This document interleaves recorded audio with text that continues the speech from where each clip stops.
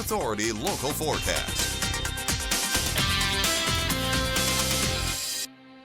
With the exception of some wind activity, we certainly have had some quiet nights here in the desert Southwest, an inactive monsoon season for us, at least so far. Let's take a look at your RV World Yuma Skycam to give you a view of the Yuma area. And of course, we go to your satellite radar and you see the quietness kind of ending in much the state of Arizona. Things actually beginning to quiet out tonight, but certainly pretty active in the storm department today. In particular, it stretched over near Gila Bend. You see those storms popping off earlier this evening, beginning to die down somewhat, but you can see those stells fairly active and not really going any further westward than the Gila Bend area as far as that goes. Wind speeds, well, we've picked it up just a little bit, in particular over in western Imperial County, and even in some cases over in Yuma County as well along Interstate 8. Of course, your temperatures as they stand, well, we've got a mixture over in Imperial Valley. We're talking about a mix between the 90s and the 100s, and a little bit more on the 100 degrees side over in the eastern part of our area,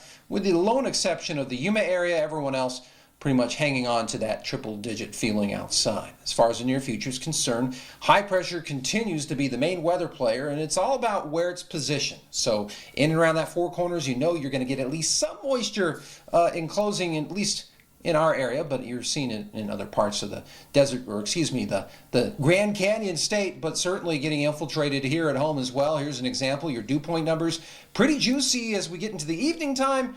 And then as we get into the heat of the day, it starts to go down. So that pendulum's going to continue to swing, and that's typically what happens during this time of year, with the exception of a few other weather elements that kind of help trigger storms for us. But your METROCAST, here's what we're expecting: the continual quiet weather, at least for now.